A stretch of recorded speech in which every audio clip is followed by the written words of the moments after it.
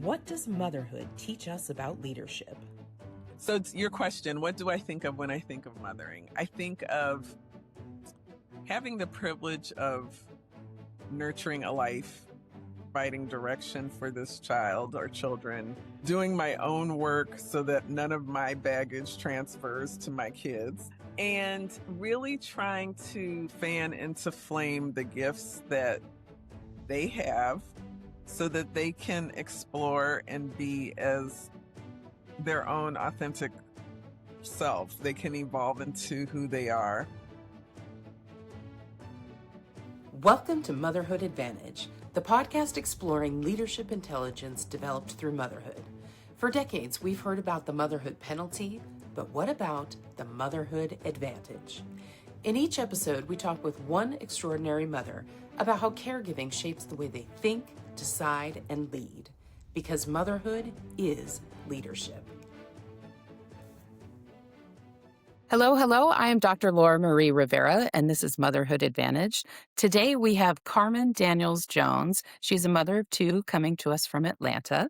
And in her paid work, she does marketing and social impact consulting, and she's a disability advocate. Carmen, can you tell us a little bit about yourself?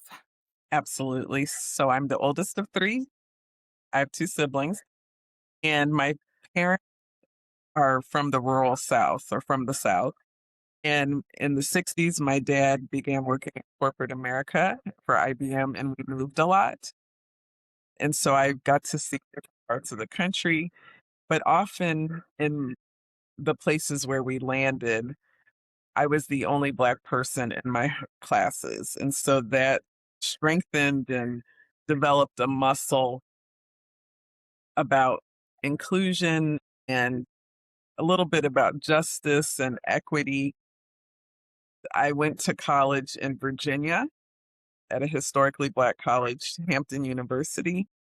And my junior year in college, I was involved in a car accident where I sustained a spinal cord injury. So I'm paralyzed from the waist down and use a wheelchair and have been a wheelchair user for 39 years.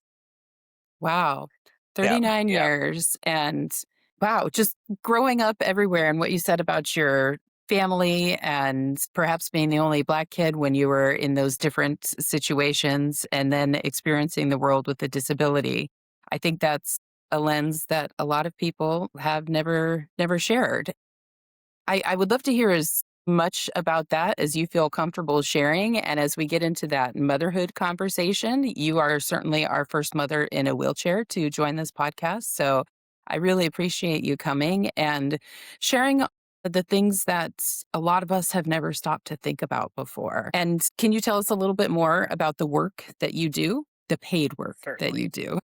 I work with organizations, so that's corporations, that's local and state government agencies, universities, nonprofits, to help them develop their strategies to serve and focus on people who are historically overlooked or underestimated. So that includes people with disabilities, people of color, older Americans, and people in rural communities. I've had the blessing of also serving as an Obama appointee. I worked at the Department of Agriculture from 2009 to 2016 and have worked with a number of global brands to help them bridge towards the consumer segment, primarily focused on disability, but I've expanded the audiences that I bring to clients to include people in rural areas and also older adults. You had worked in the Obama administration, and wow, I have a million questions about that. And that must have been quite the time. And I think I would be absolutely honored should I receive a job offer like that. But I also was wondering what you know about agriculture, like what the role was and how you knew that or what it was that you did. So when a new president begins, when the new president's administration is established, there are a group of people, about 3,500 roles that are known as political appointments. And there's a book called The Plum Book, which captures and categorizes all the different agencies and the political appointee roles in each agency. So when I interviewed with the White House personnel, they told me to look in the Plum Book and tell them which agencies interested me. And I selected commerce and labor. Out of nowhere, I got a call from agriculture, and they had a strategic initiatives and civil rights facing role. Candidly, I knew nothing about agriculture, but I know about community engagement. And so Right, that right, was right. what was needed in that role. So, what I learned as a result of going to ag was that farmers, and this mirrors all my experiences, farmers, people with disabilities, older adults, people in rural communities, they all basically want the same things. They want to be heard. They want to build trusted relationships with larger organizations that are invested in their communities. They want access to capital, employment, many of the same things. There are definitely nuances and needs that are distinct. So I really just used and transferred what I learned working with the disability community to rural communities and learned about planting season and harvest. I learned about irrigation and all of what it takes to grow crops and sell them at grocery stores and at places like Walmart. And it was very fulfilling work. My portfolio was 5 states in the rural South. And so I traveled from place to place and I met with different farming groups that had long-standing relationships and sometimes tense relationships with the department, in large part because there had been some systemic barriers and discrimination. And so my job was to help build that trust, bring our services to those farming communities, and help mobilize them so that they could begin to do what was necessary to build back relationships with USDA. And one of the things that we did at that time was we provided grants to farmers, small farmers, what we called socially disadvantaged farmers. And like I said, many of them historically had been boxed out. And so when they could see there was movement and intention and sincerity to build that rapport and make our services more prominent in their view, they began to trust us. And what I'm most proud of is taking farmers in my portfolio and helping them move beyond selling produce out of the back of their truck at a farmer's market to getting it to the shelves of Walmart. And there are a whole lot of boxes you have to check in order to get food in a commercial space. And so for many of those farmers, that seemed to be too big, too audacious to even think about. But when I got pictures of peas and watermelon and other produce from them at their community Walmarts, it was very, very satisfying. So, and they made money as a result of that. And Walmart was able to strengthen relationships within the community. I love what you're talking about, learning all as you go with the farming and agricultural community. I think that is my favorite piece of consulting is always learning. And Yes. you're talking about how your engagement with communities carries from one to another and just that experience. And I love that when you interviewed with the White House, they knew that they wanted to hire you and then they were going to look for a place for you. And the other thing you were just mentioning, you're talking about these marginalized communities that are overlooked, underserved, Hmm. and underestimated. And I gotta say, I hear those same echoes in the work with mothers in the leadership space. And so I wasn't thinking that we were going to have a conversation about farmers and I was going to identify so much, but I really love the way that is taking. You said you had 5 states and you traveled a lot and Hmm. obviously travel can be a little bit more difficult when you're in a wheelchair. Hmm. I mentioned I have a sister that's in a wheelchair and she hasn't flown since she's been in a wheelchair. Even travel across town is difficult, but travel among states is significant. And I'm wondering if there was anything specific that you experienced that way that you would want to share. So I mentioned I became a paraplegic when I was 20, and this was in the 80s. And so the Americans with Disabilities Act was not even a law yet. So I've seen over time how access, I mean, I'm thank God for the ADA because what I could do and what I have done is I can rent vehicles and Hertz or Avis or any of the rental car companies place hand controls in the rental, but you have to call ahead.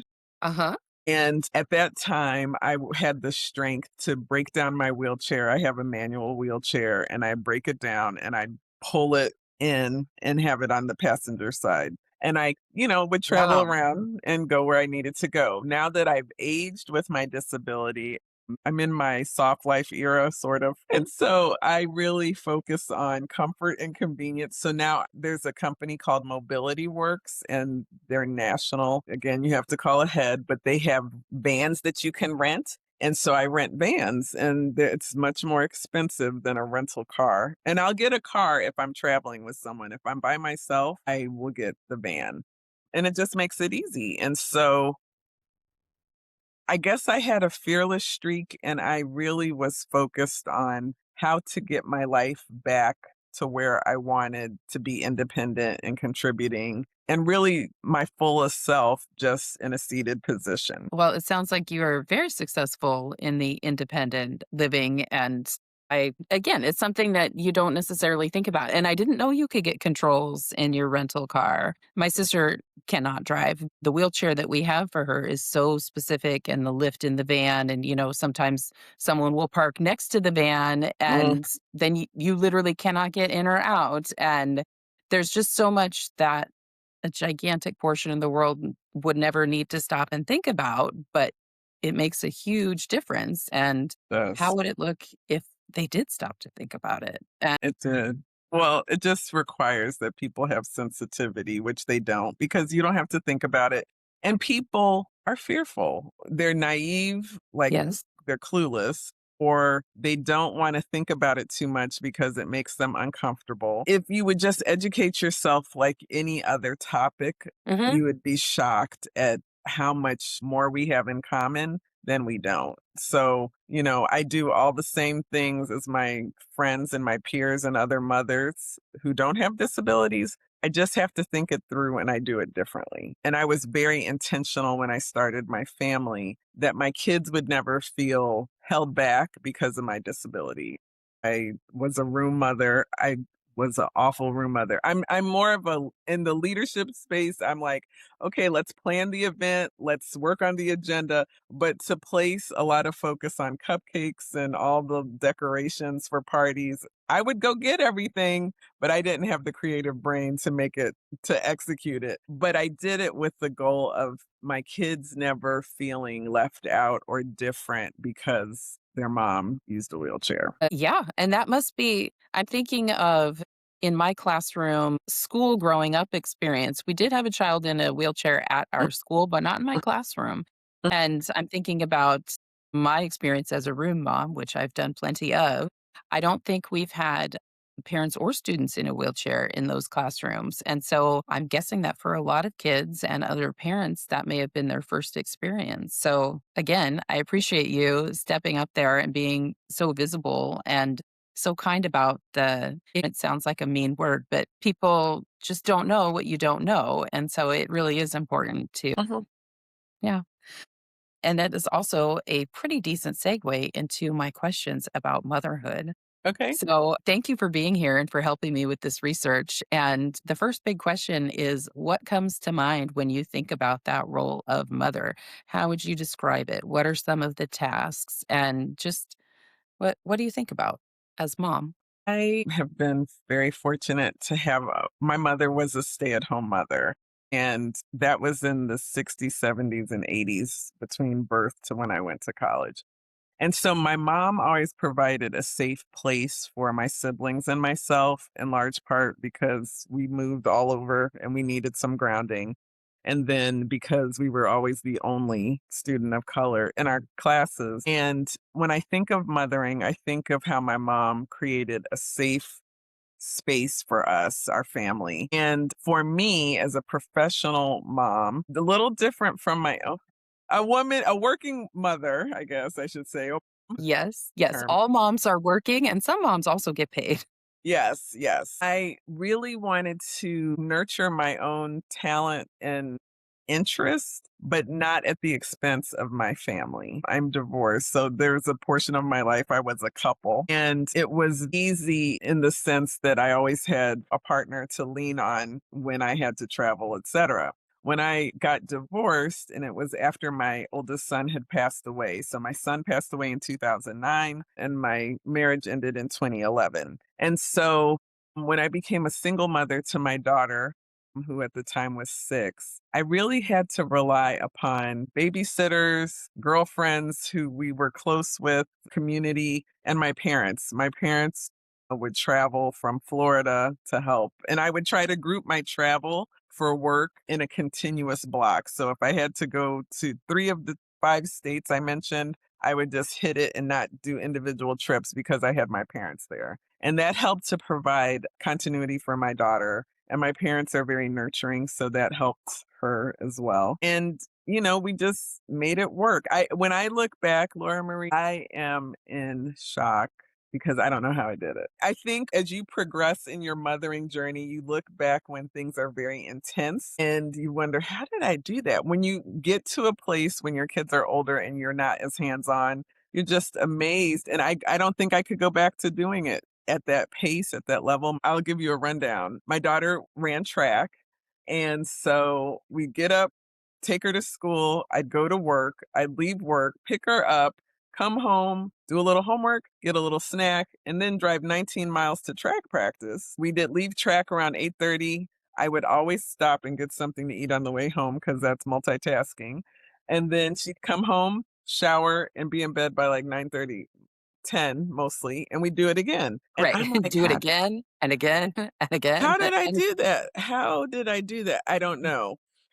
Because at that time when I was working in the administration, I also was doing consulting. So oftentimes when she went to bed around 10:30, I would stay up till 1 o'clock, single yes, mother, earning extra yes. income. I'd stay up till 1 o'clock and I would do what I had to do and work on fumes. Friday nights, though, I was always really tired. So when Fridays came, I was in bed by like 9:30. But I did it for years. So it's your question, what do I think of when I think of mothering? I think of having the privilege of nurturing a life, providing direction for this child or children, doing my own work so that none of my baggage transfers to my kids, and really trying to fan into flame the gifts that they have so that they can explore and be their own authentic self. They can evolve into that, into who they are. And I also think of, in our case,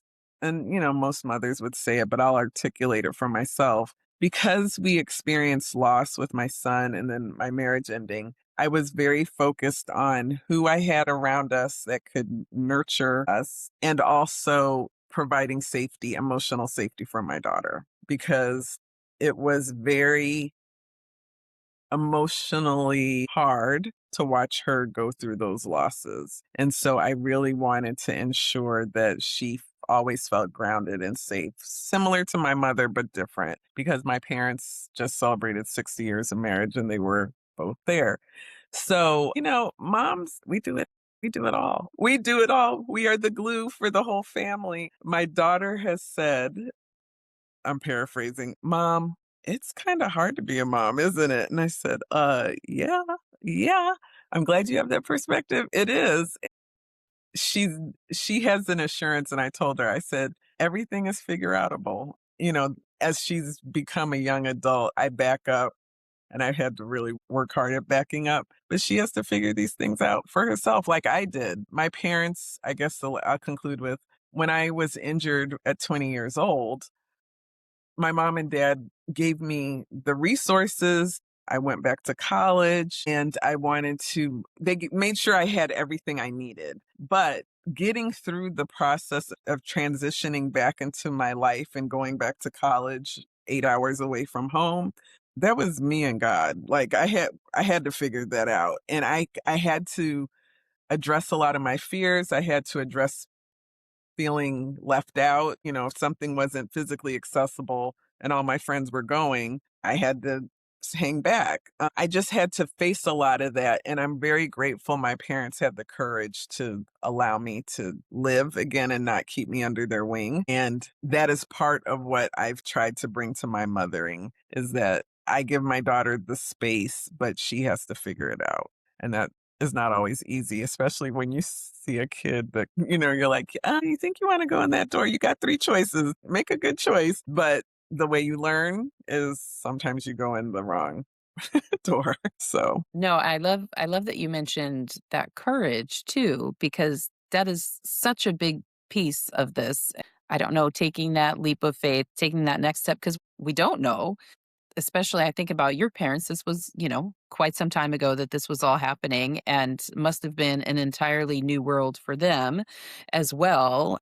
Oh, they raised a beautiful daughter, and you mentioned safety several times, and just talking about wanting to protect our kids and how do we balance that, keeping them safe and letting them explore the world. And if there's a right formula, we should type it up and let everybody know because I think that's something that all parents struggle with. yeah, yeah. It's hard to know. And everyone comes at this very differently. I have a friend who is almost like a fearless mother. Her kids have had some hard moments and based on some of their choices. And she has been in beast mode to support them, but not overindulge them. And they've had to figure things out. And I always tell her, I'm like, you are so much braver than me because I would have swooped in. I have been a helicopter mom at times, and that hasn't always been the best. You do the best you know. Yes, that is the best we can. It's kind of funny you're talking about that balance too, because we have to teach. We can't do everything for them, but sometimes they make the wrong choices and just remembering or figuring out when to step in and when to step out. Well, and I think too, and I'm not going to make this a big thing, but it's worth mentioning. I think for mothers who have Black children, there's a different level of resilience you have to teach because the world isn't kind. And as I've told my daughter, before you even open your mouth, people judge who you are or they make an assessment of who you are. So when you go enter into a space, consider the audience, consider, your outfit, just all the things. So that's one less thing that people have to put in their mind in terms of how they're going to receive information or their interaction with you. So that's an honest conversation that's been taken place in my house a few times. I am happy to make as much space as you would like to say or not. I specifically mentioned disability and that you're our first guest. And I don't mean to put the world on you or suggest that your experience is the same as anyone else's. But if there is something that you would like to share, I would appreciate whatever Okay. that is. Well, I have 3 dimensions of my life that are unique being a Black woman with a physical disability, and, I don't think about it often, like probably my peers. I think about what skin products to use at night and to prevent aging and what easy way to make dinner as quick as possible. And in many ways very similar, but there are some key distinctions. And it's just ingrained in you to know how to navigate with each of these dimensions that you represent. I'll give you a quick example. 4 years ago, I was really ill and went through a breast cancer battle. And I became sick. I became septic and I had no hair. I was had this bad infection. I was really out of it. And this doctor, I'm in the South, this doctor, white doctor, surgeon, before I opened my mouth, he had categorized who I was real quick.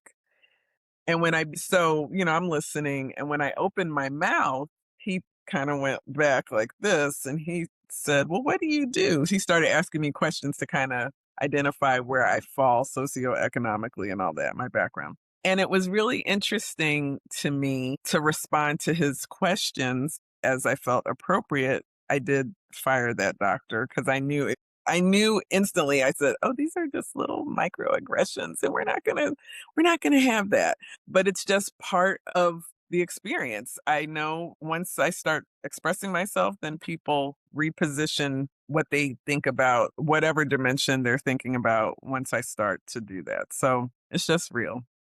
I hear you.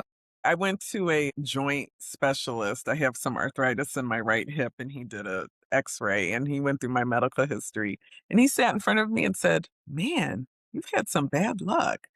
And instantly, I thought of the other doctor. I said, "Oh, you're fired. I'm not coming back to you," because that's something that should be taught in medical school, like what to say and not say to patients.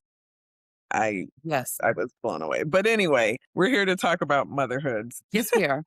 Yes, Yes, we are. Motherhood and leadership. That's and the piece leadership.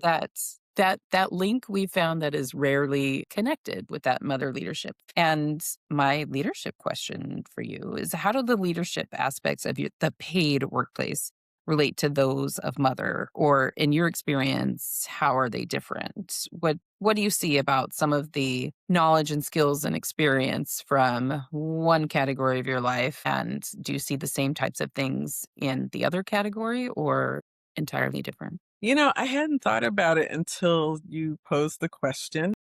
I love it when people say that. That is please keep It's thinking, keep very talking. in the work that I've done, there are lots of things I've had to learn on the job. So that is definitely transferable to motherhood. Having a child, my son had a disability or he had some cognitive disabilities and also he had a narrow trachea. So he had a trach tube. And I've been thrust in these positions professionally or as a mother that I had no background in and I've had to research and understand and also not be afraid to admit what I did not know. I had to be secure enough in who I was as a leader and as a mom that it's okay to admit what I don't know. When my daughter was diagnosed with ADHD, very different from my son, once I learned how she learned, I was empowered, but I couldn't put my head under a rock. This illustration this one ADHD coach gave to me helped unlock it. They said telling someone with ADHD to try harder is like telling someone who uses a wheelchair to run up the steps. And I was like, "Oh my gosh, I get that. I get that." And so I scrubbed that try harder or focus out of my vocabulary. And when I saw how things would manifest with her learning style, where I had been critical before, I had space to offer a lot more grace. Like, okay, hey, did you forget about such and such and so? And, before it was like an escalation. What are you doing? How do you forget? But now, and even then, it's not as big a deal. And I've learned strategies to parent better and more intentionally as a result of educating myself. So with farmers, I knew nothing about farming. I had to learn. With people with disabilities, while I have a physical disability, I've also worked with clients who wanted to reach individuals with behavioral health disabilities, sensory disabilities like deaf or blindness. I'll have disability in the title, but very, very different. Very different, or invisible disabilities, non-apparent Yes. disabilities. So, I guess the thread is that I'm a dog with a bone and I got to figure it out. And once I figure it out, it helps me to be more effective as a parent and as a professional. I love that dog with a bone because it's so true. As a mom, if there's something that we don't know, we need to know, all of a sudden we're thrust into the deep end. And that whole research piece, long before I ever went back to school for a doctor of education and actual research role, we've been doing it naturally, certainly since we became parents. And I think it is important to call that out and name it because I think we all do it, but we Mhm. just don't categorize it as such. And same thing with that idea of the motherhood and leadership connection. It's happening and it's there, but a lot of the world doesn't see that. And a lot of us don't even see it ourselves. So I really love bringing this conversation and finding those similarities.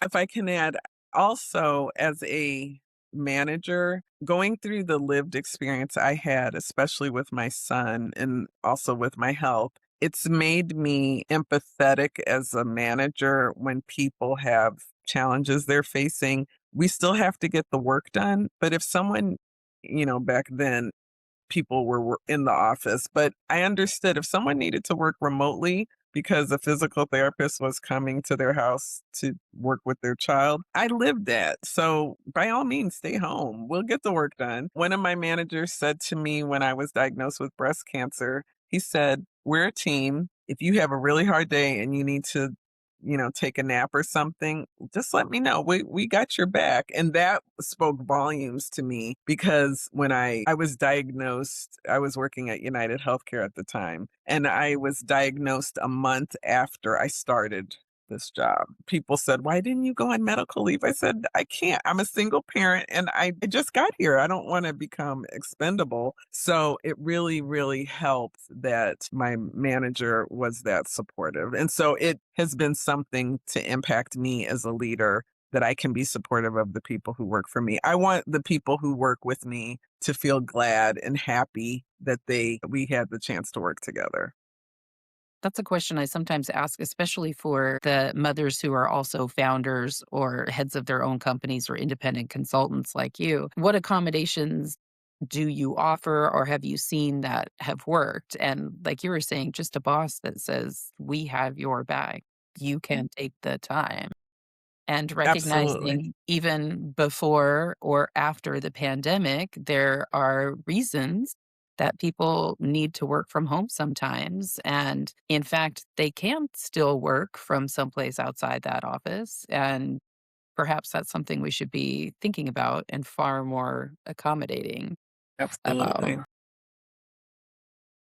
Couldn't agree more. And I'm wondering also along those ideas of motherhood and leadership in the same in the same kind of thought line. Is there a time either in your mom life or in your paid work life where you've kind of helped your child or a team member like work through something new or different or difficult that those skills particularly came to mind? I would say probably for my daughter when she went to college and we discovered the school wasn't the best fit and she had to transfer. At that point, I had to trust that she knew it wasn't the best fit while also being very real with her about what I could afford in terms of that transition and left it to her to make a decision once I gave her some parameters around what was the best fit. Again, required stepping back a little, but being more of a manager or consultant versus a mom in the sense of providing all the constant input. Maybe too constant, as I've learned. My daughter will say, "Mom, sometimes you need to just get it." And I said, "Okay." With regards to managing people, I actually had someone on my team at agriculture who was blind, and he was, in my view, underutilized. I joined this team, so I inherited him as a part of the team. And I had to be very intentional about not letting him take it easy because he had been kind of coddled professionally and giving him assignments and expecting things to be done in a timely way. It sounds kind of basic, but in certain instances, I've seen a few people with disabilities hired so organizations could check a box and they didn't make the investment to bring out the very best in that employee. It was too hard, too hard. I put that in air quotes. And so I really wanted to be intentional to empower him to be a contributing part of the team. I mean, at one point,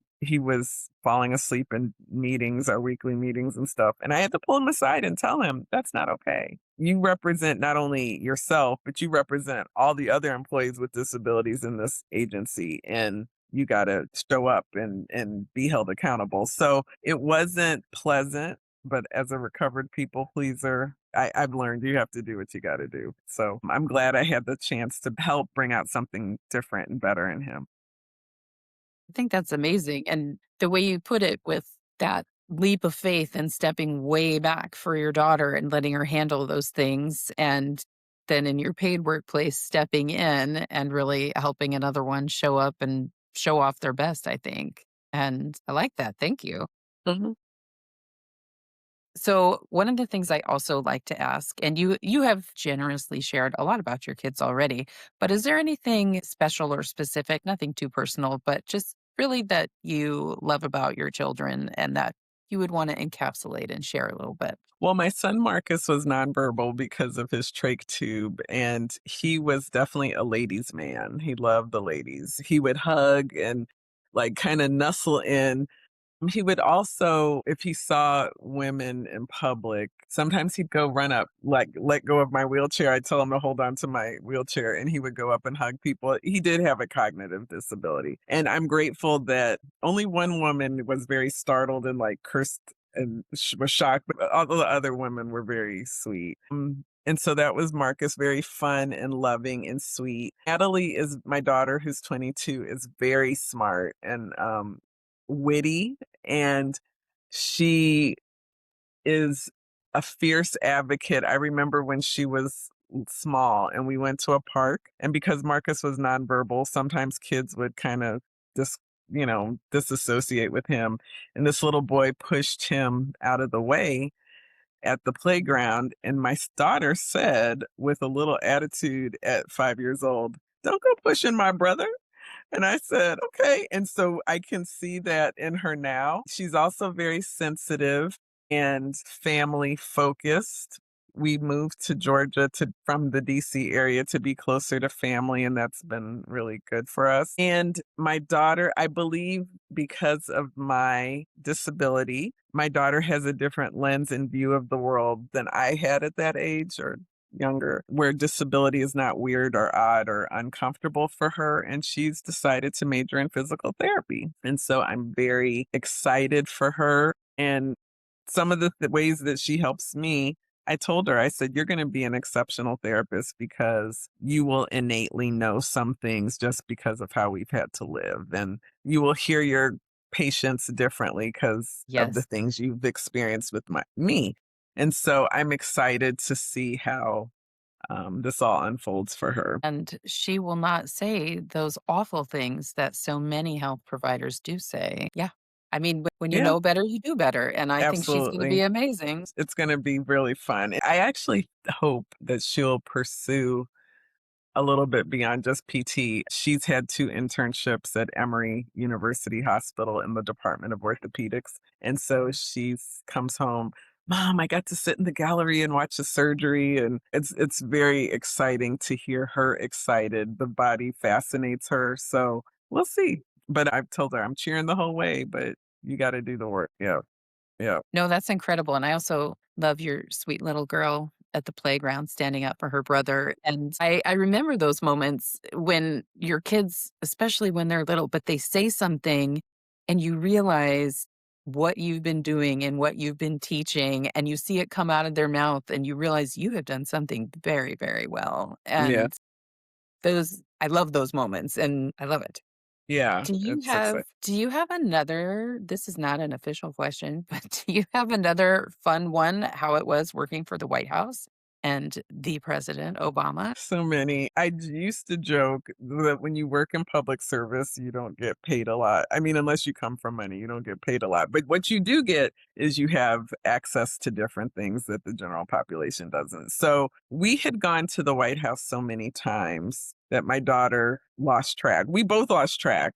So if it were an arrival of a prime minister. There are people there. The cameras don't always capture it, but there are people there welcoming the prime minister of Great Britain. Or when my daughter and I did go to the Oval Office and we got to meet President Obama. And I went to a meeting and got to meet Mrs. Obama. I felt very privileged because I have friends who've lived in DC their whole life and they had never been to the White House. It could be twice a quarter that we would be invited to something. When my daughter met President Obama, well, 2 things about President Obama that blessed me.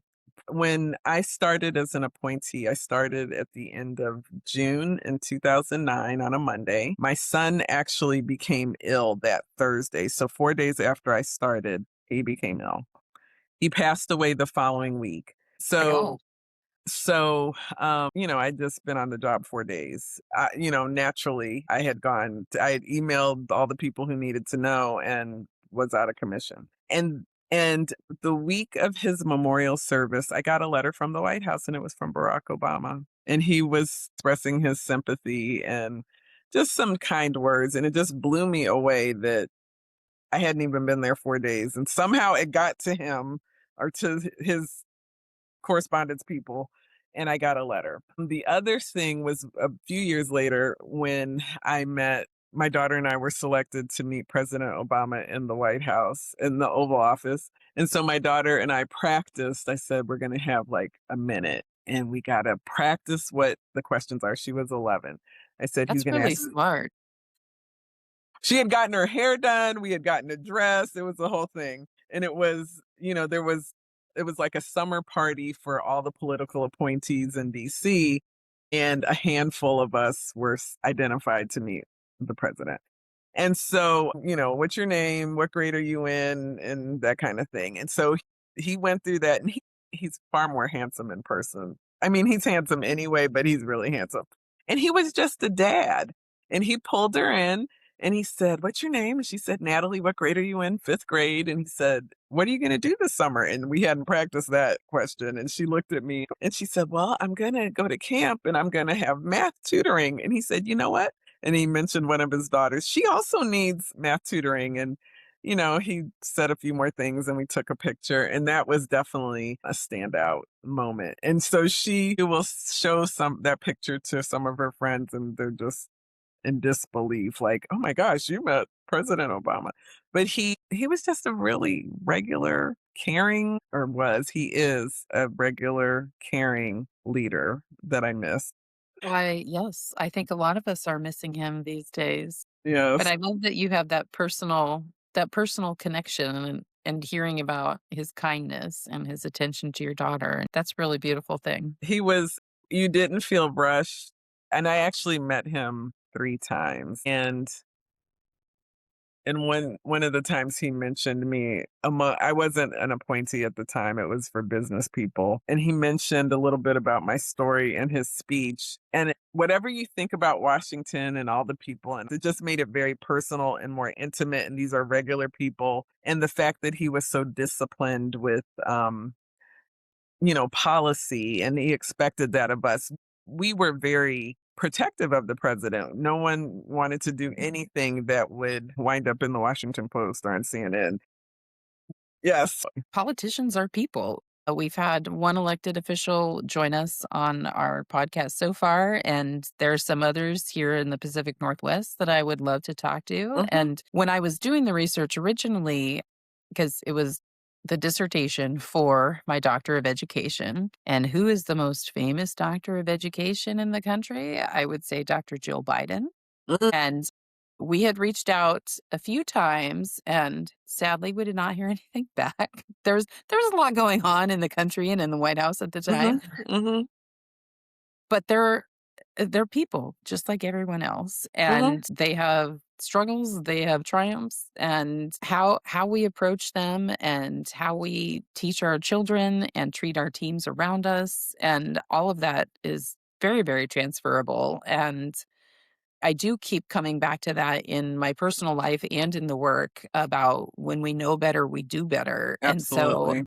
we're working on having these conversations and just thinking about it, just sharing it with other people and keep keeping building on those because we would like to see mothers recognized for what it is they do within the home and what it is they bring to the paid Mhm. workplaces.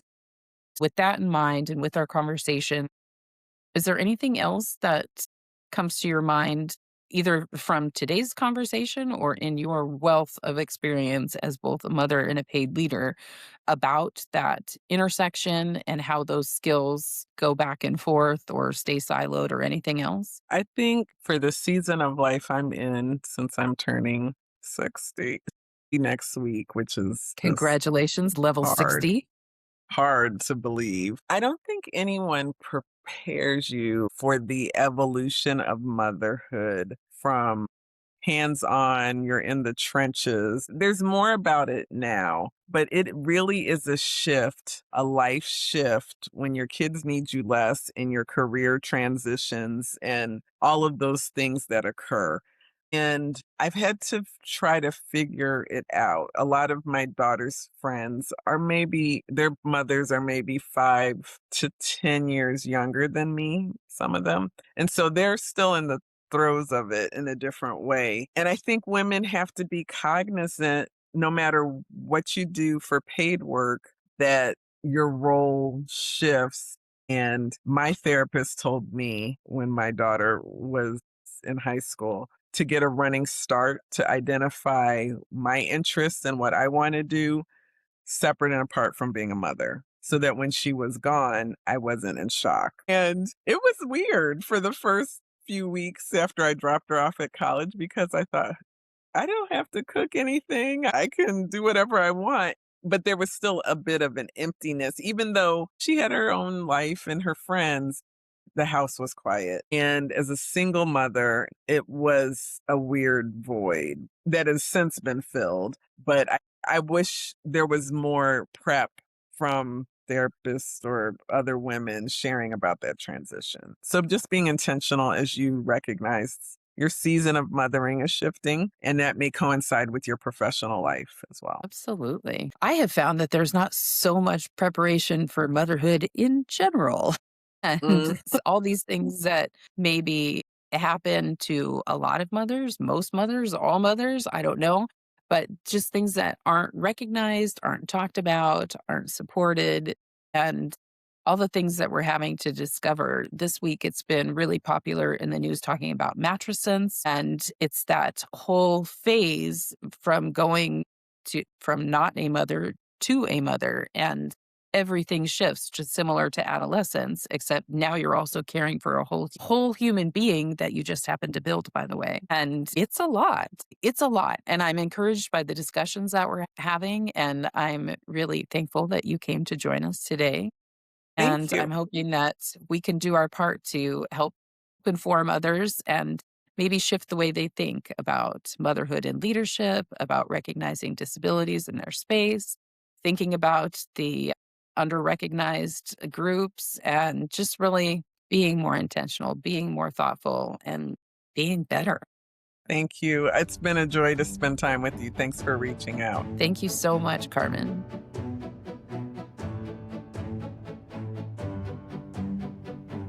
Motherhood Advantage is based on the idea that if mothers are trusted to nurture, protect, and shape the next generation, their expertise should be recognized everywhere leadership matters. These episodes build on the work of Intuitionship, a groundbreaking research study with nearly 1,000 mothers, and now a nonprofit continuing to explore that intersection of motherhood and leadership. If you'd like to learn more, make a donation, or recommend a remarkable mother, please visit us at motherhoodadvantage.com. This podcast is hosted by Dr. Laura Marie Rivera and edited by Liz Aderhold, and is dedicated to all of the mothers who keep the world running, because motherhood may just be the most powerful leadership training ground in the world.